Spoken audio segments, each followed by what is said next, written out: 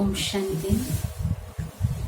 जैसे कल आपने सुना कि मातेश्वरी जगदम्बा सरस्वती कौन है और उनके बारे में 2 विशेषताएं भी सुनी।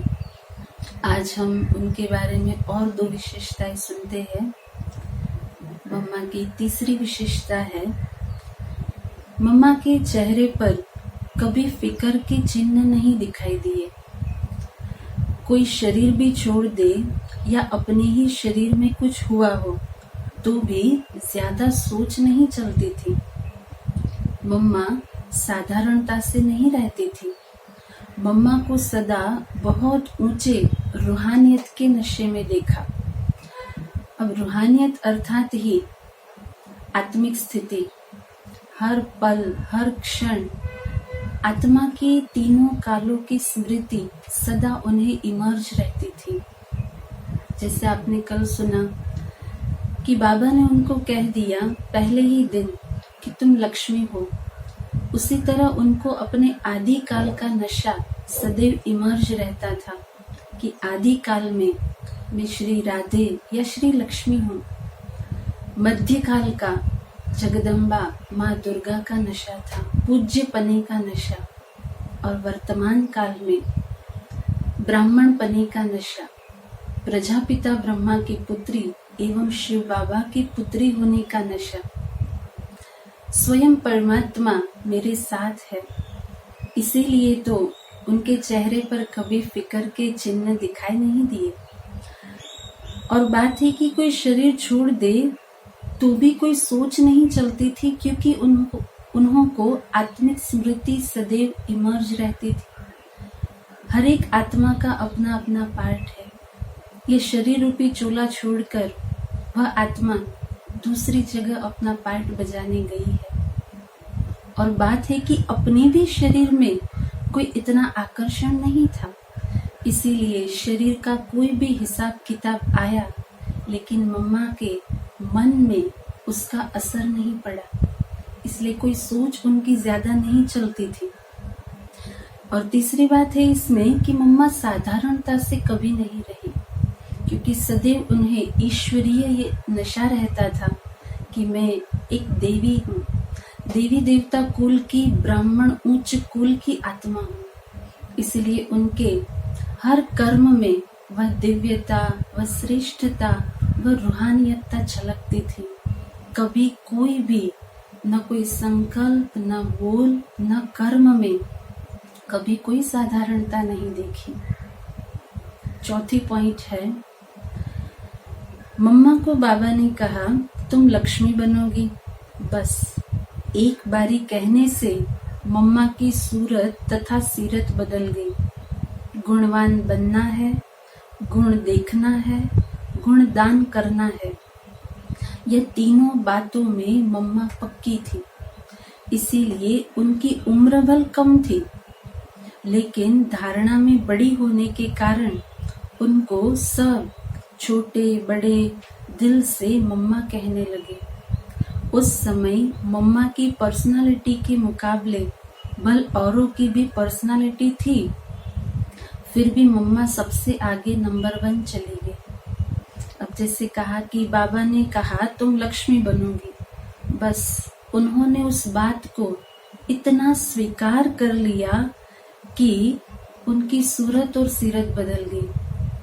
जैसे कहते हैं ना, जैसा सोचोगे वैसा बनोगे, तो उनकी स्मृति में ये बात छप गई थी और इसीलिए फिजिकली उनका तन भी इस तरह से, उनकी सीरत सूरत हर चीज एक श्री लक्ष्मी, एक देवी के समान बनती जाती गई। और देवी अर्थात गुणवान, गुण धारण करना है, गुणवान बनना है। औरों में भी गुण देखे मम्मा ने, तभी तो स्वयं गुणवान बन सकी। और तीसरी बात है, गुण दान करना है। गुण दान हम तभी ही कर सकते हैं, क्योंकि ये कोई स्थूल चीज तो है नहीं जो हम हाथों से दान करते हैं। गुणों का दान तभी ही हो सकता है जब हम उस गुण को स्वयं धारण कर लें, वह गुण हमारे कर्मों में दिखाई दे। तो मम्मा गुण धारण करके ही यह गुणदान करती थी।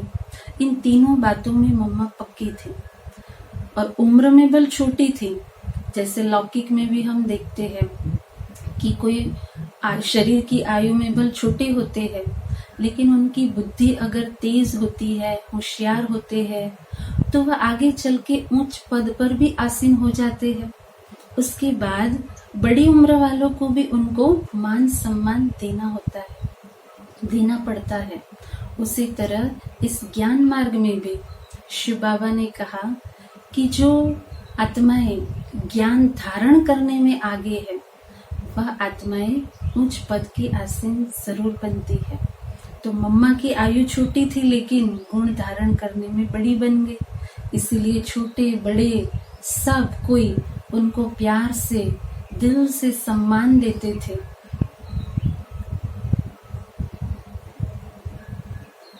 और पर्सनालिटी की बात है तो मम्मा की पर्सनालिटी, जैसे आगे कहा कि जिस दिन से कहा कि तुम लक्ष्मी हो, तो बस उनकी वो पर्सनालिटी दैवी पर्सनालिटी बनती गई। एक दिव्यता उनकी रूहानियतता में, उनकी पर्सनालिटी में दिखाई देने लगी। आज हम सुनेंगे, ये मेरा सौभाग्य है कि मम्मा के बारे में सुनाने का मुझे एक मौका मिला है।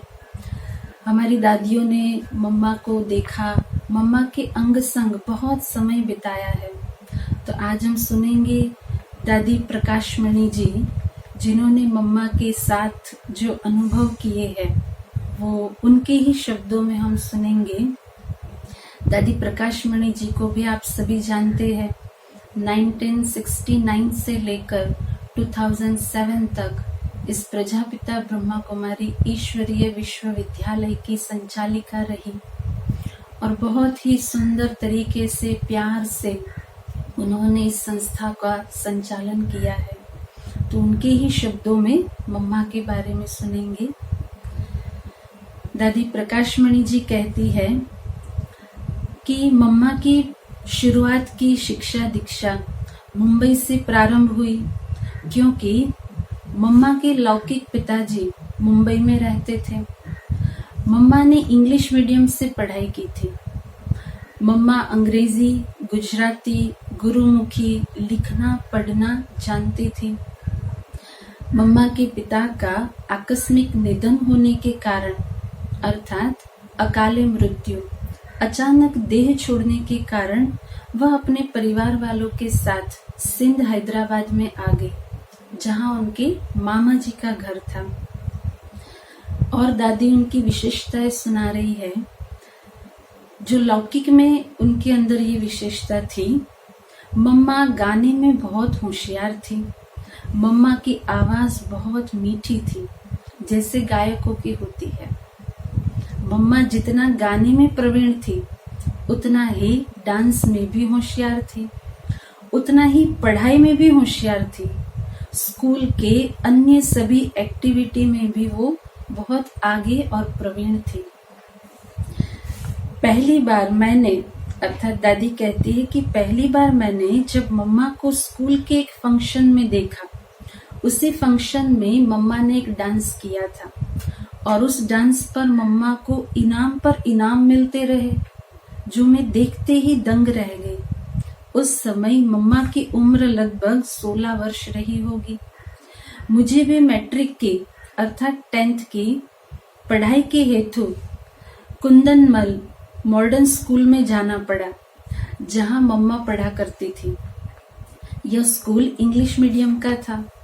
मैट्रिक में मैं मम्मा की सहपाठी बन गई। हम दोनों एक ही बेंच पर बैठते थे। हमारे अंदर इतनी मित्रता नहीं थी, फिर भी मम्मा के प्रति स्नेह और बहुत आकर्षण था मेरा। उस समय में मम्मा का लौकिक परिचय भी नहीं जानती थी। दादी और आगे कह रही है, फिर थोड़े दिनों के बाद दीपावली की छुट्टियां हुई। छुट्टी होने के कारण एक दिन मैं बाबा के सत्संग में गई, क्योंकि दादी प्रकाशमणि जी बचपन से ही सिंध हैदराबाद में रहते थे और ये बात है 1936 की। और जब प्रजापिता ब्रह्मा बाबा के तन में परमपिता शिव परमात्मा का अवतरण हो चुका था और सत्संग भी शुरू हो गया था। लोग सुनने के लिए भी आना शुरू हो गए थे। तो दादी कहती है कि दीपावली की छुट्टियों में मैं सत्संग में जाया करती थी। उस समय बाबा का सत्संग शुरू हुए करीब 1.5-2 मास हुए होंगे। उन्हीं दिनों में मम्मा भी सत्संग में आई। जब हम आपस में मिले तो हमने भी उनसे कहा कि यहाँ बहुत अच्छा सत्संग चलता है, मैं आया करती हूँ, आप भी रोज आया करो। इसके बाद मम्मा प्रतिदिन सत्संग में आने लगी। मम्मा शुरू से ही बहुत होशियार, दूरांदेशी और बहुत अच्छी स्मृति शक्ति वाली थी, अर्थात उनकी याददाश्त बहुत अच्छी थी। मम्मा की स्मरण शक्ति इतनी तेज थी कि एक बार जो सुना वह बुद्धि में छप गया। मैंने भी अपनी बड़ी दादियों से काफी बार सुना है कि हमने मम्मा के हाथ में कभी डायरी पेन नहीं देखा, क्योंकि उनकी बुद्धि इतनी तेज थी कि परमात्मा की वाणी ब्रह्मा मुख से जब निकलती थी और वो उनके कानों में पड़ती थी, बस उनकी बुद्धि में वो बात छप जाती थी। जैसे कहते हैं कि परमात्मा ज्ञान के सागर है।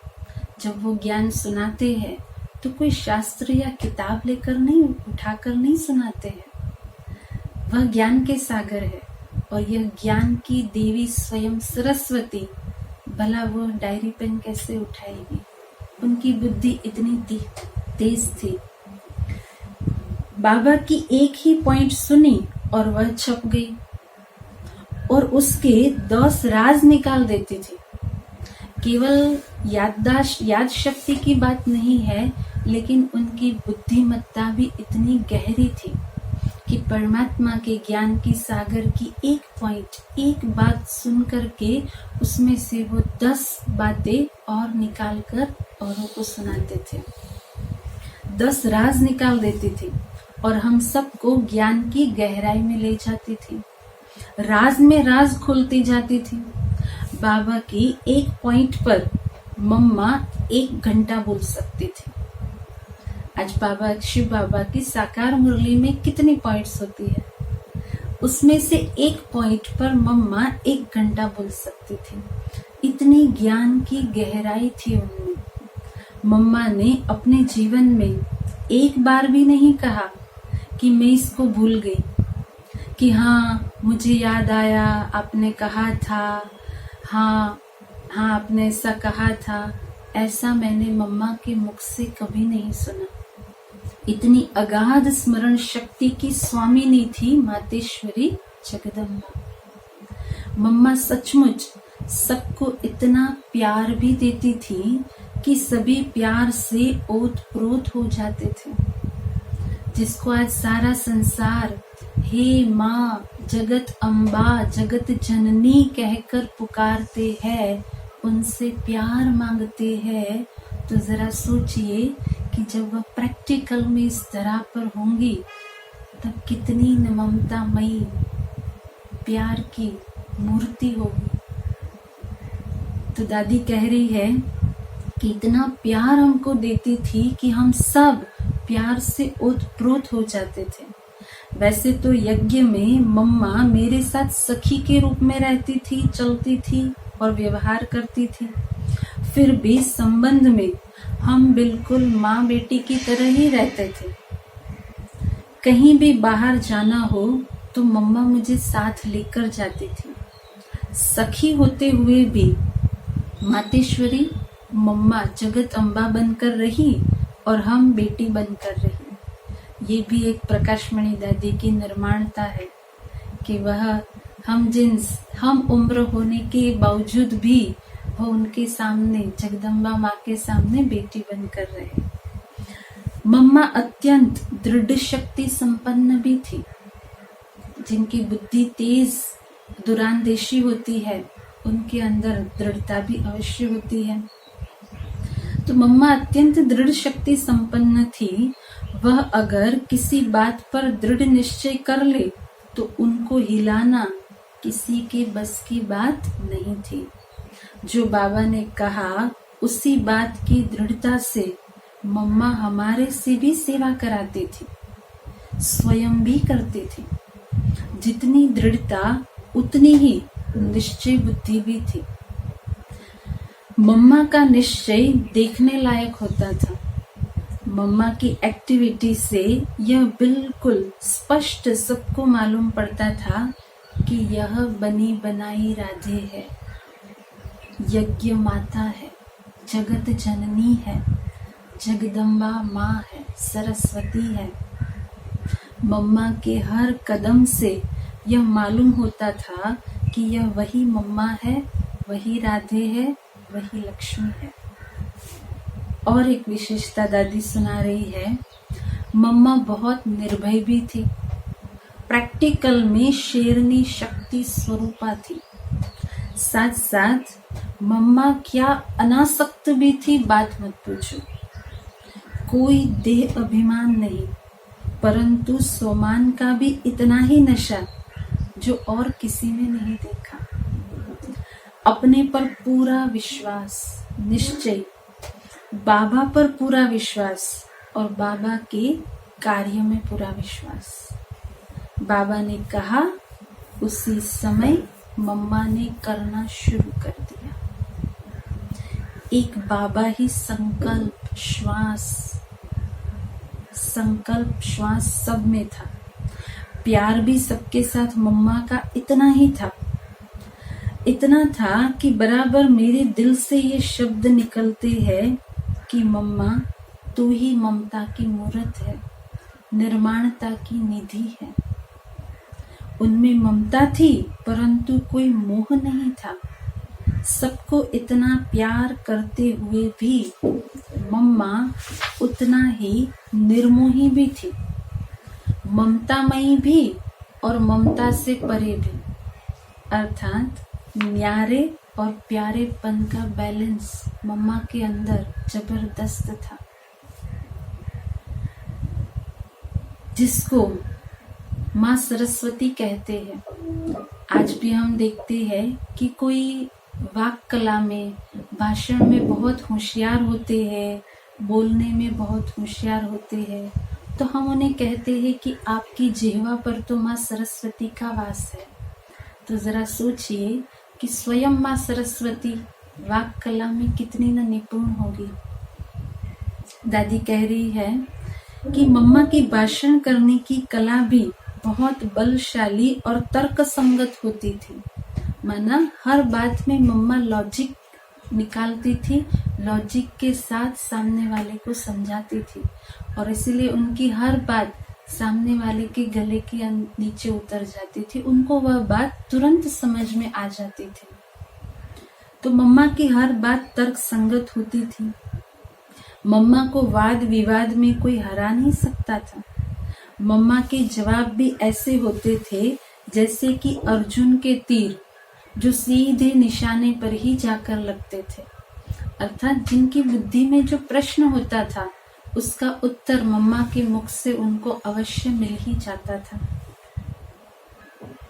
एक बार कराची के जिला अधिकारी भ्राता जगत शेर जी ने बिल्कुल हमारे बंगलों के सामने ही उनका बंगला था, वहां रहा करते थे।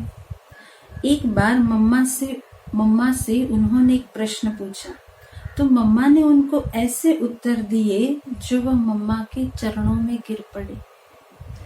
बड़े बड़े काफी बुजुर्ग, उनके शरीर की उम्र अगर देखे तो उनके दादा की उम्र के इतने बुजुर्ग लोग भी उनके सामने नतमस्तक होकर उनको माँ माँ कहकर झुक जाते थे। ये उस समय की बात है। अभी जो दादी सुनाने जा रही है, 1936 में सभी सत्संग में आने लगे।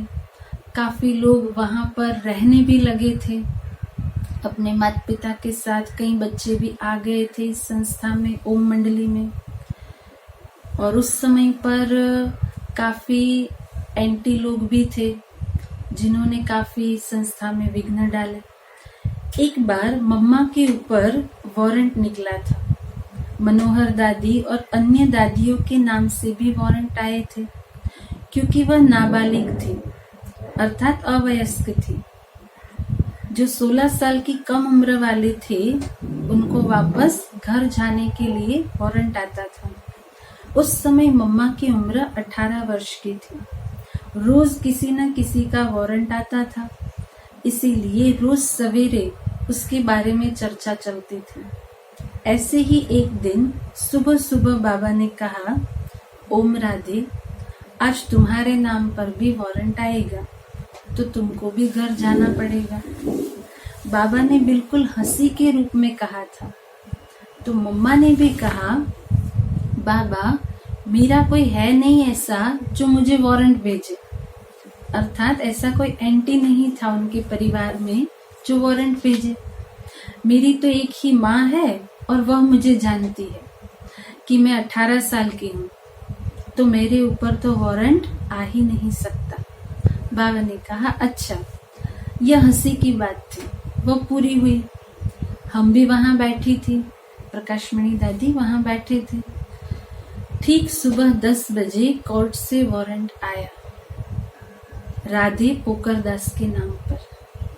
वारंट पर लौकिक माँ की सही थी, हस्ताक्षर थे, साइन किया हुआ था। मम्मा को बुलाया गया। मम्मा ने वारंट देखा और उनसे कहा कि यह जो हस्ताक्षर है वो गलत है, सही नहीं है। मैं दावा करती हूँ कि मेरी माँ ऐसी सही कर ही नहीं सकती। मुझे साबित करके दिखाओ कि यह मेरी माँ की सही है। इसके अलावा मेरी जन्म तारीख यह है, तो मैं इस समय 18 वर्ष की हो चुकी हूँ, इसलिए यह वारंट मेरे पर लागू नहीं हो सकता। आप कैसे कह सकते हो कि मैं अवयस्क या नाबालिग हूँ? बुलाओ मेरी माँ को।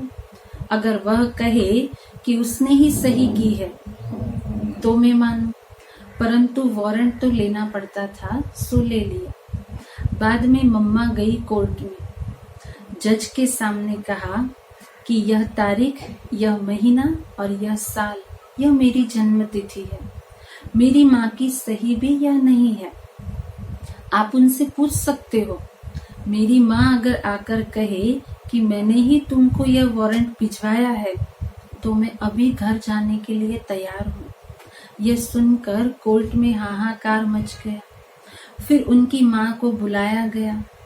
माँ ने तुरंत कहा कि मुझे तो पता ही नहीं है कि यह वारंट किसने भेजा और यह सही मैंने नहीं की है। तो जज भी फीके पड़ गए। फिर कोर्ट से बाइज्जत कार में मम्मा को वापस भेजा गया, सम्मान सहित वापस मम्मा को भेजा गया। मम्मा ने कोर्ट में जज से, आप ऐसी ही महिलाओं को कोर्ट में बुलाते रहते हो? मम्मा की वाणी में उस समय इतनी ताकत थी, इतनी निर्भयता थी कि जज को भी चुप रहना पड़ा। उस समय मम्मा ने काफी सारे तर्क संगत जज को जवाब दिए थे और जज को भी भाई कहकर बुलाया था। और उस समय हमने हमारे बड़ों से, महारथियों से सुना है कि उस समय जज को भी माँ जगदम्बा का साक्षात्कार हो चुका था मम्मा के अंदर। तो उस समय मम्मा की यह निर्भयता देखकर जज को फीके पड़ गए और उनको घर जाने के लिए कहा। उस समय मम्मा का स्वरूप माँ दुर्गा का था। मम्मा के अंदर मर्यादाएं भी भरपूर थी। मम्मा बाबा की इतनी इज्जत करती थी कि बाबा के प्रति किसी से भी ऐसे वैसे शब्द सुन नहीं सकती थी। बाबा के लिए दिल से उनको इतना सम्मान था कि कोई और भी अगर कुछ कहे तो मम्मा सुन नहीं सकती थी। एक बार की बात है, हम बाबा के साथ खेल कर आई थी। तब मैं मम्मा से बोली, मम्मा, हमने आज बाबा को जीत लिया। क्योंकि उस समय की बात है 1936 से लेकर 1950 तक, जब तक हिंदुस्तान पाकिस्तान का पार्टीशन नहीं हुआ था। तो इन 14 वर्षों में न कोई अंदर का बाहर, न कोई बाहर का अंदर, इस तरह ये 350 लोग रहते थे। उनकी दिनचर्या भी पूरी फिक्स थी। उसमें खेल पाल भी हुआ करता था। बैडमिंटन आदि बाबा के साथ खेलते थे। तो प्रकाशमणि दादी एक दिन बाबा के साथ खेल रही थी। खेलकर आए और उन्होंने मम्मा को कहा कि मम्मा आज हमने बाबा को जीत लिया। तो मम्मा ने कहा, चुप, ऐसा नहीं कहा जाता है कि मैंने बाबा को जीत लिया। फिर हम कहते थे, हाँ मम्मा, सच में हमने बाबा को जीत लिया। तब मम्मा कहती थी, भले तुम जीते हो, लेकिन ऐसे थोड़ी कहा जाता है कि तुमने बाबा को जीत लिया। तुमने तो खेल को जीता है, बाबा को नहीं। इसीलिए ऐसे बोलो कि मैंने खेल को जीता है। यहाँ पर भी मम्मा की बुद्धिमत्ता दिखाई देती है। मम्मा हर शब्द का यथार्थ अर्थ बताकर उसको ठीक रूप से इस्तेमाल करने के लिए कहती थी, सिखाती थी। मम्मा हर बात में मर्यादा युक्त, सभ्यता युक्त रहती थी। मम्मा के साथ रहकर हमने उनसे शिष्टाचार भी सीखा। इस तरह ओम राधे हमारी माँ भी थी, सखी भी थी, प्यारी मीठी जगदम्बा माँ भी थी। मीठी मम्मा के जितने ही गुण गाए उतने थोड़े हैं। जितनी मम्मा ज्ञानी तू, योगी तू आत्मा थी, उतनी ही शिव शक्ति भी थी। मम्मा त्याग की और सर्व गुणों की मूर्त थी।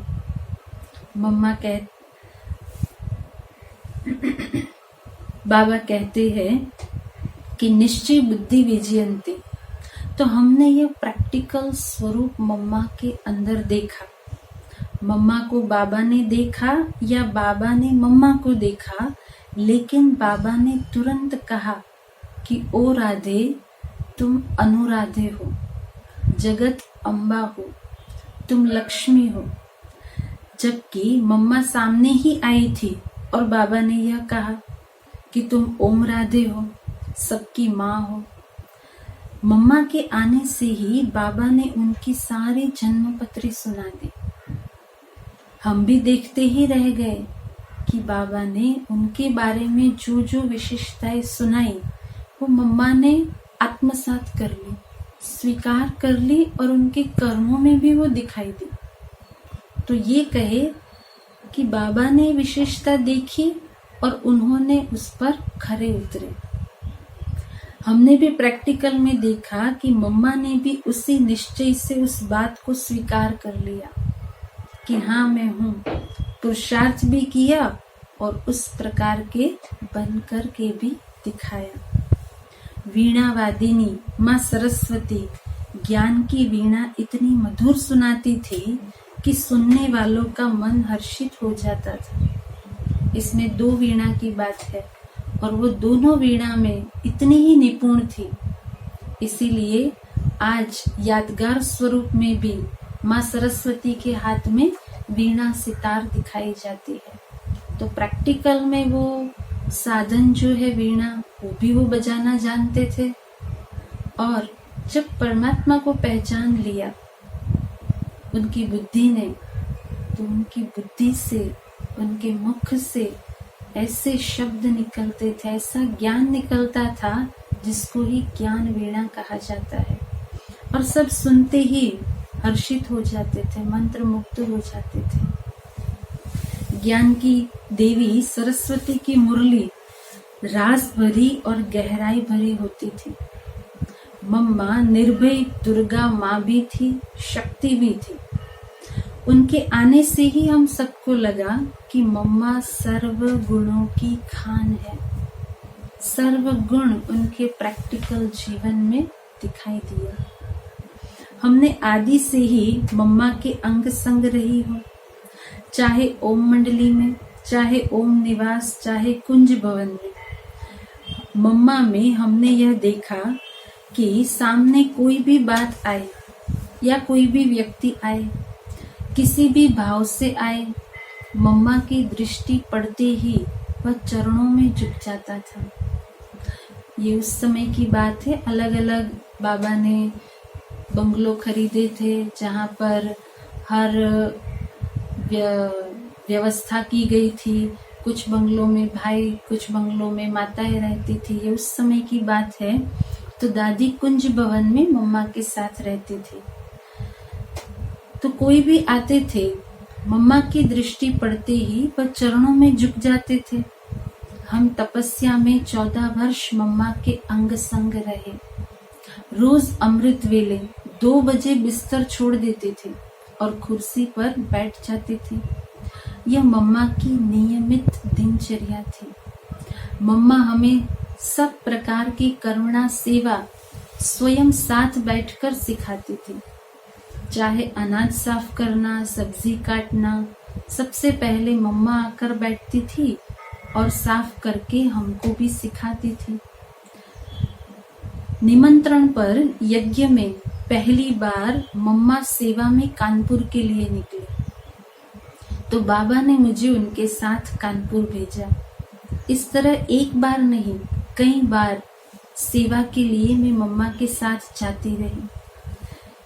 जैसे कहते हैं कि 36 गुण में 36 गुण कहा जाता है, तो दादी कहती है कि इन 36 गुणों में मम्मा नंबर 1 थी। वैसे देखे तो मम्मा से भी कई बड़ी बहनें थी, परंतु उन सबके साथ मम्मा माँ बनकर रही, सखी बनकर भी रही, सबको प्यार भी दिया और सबका प्यार लिया भी, क्योंकि स्वयं इतनी गुणमूर्त थी। ओम शांति।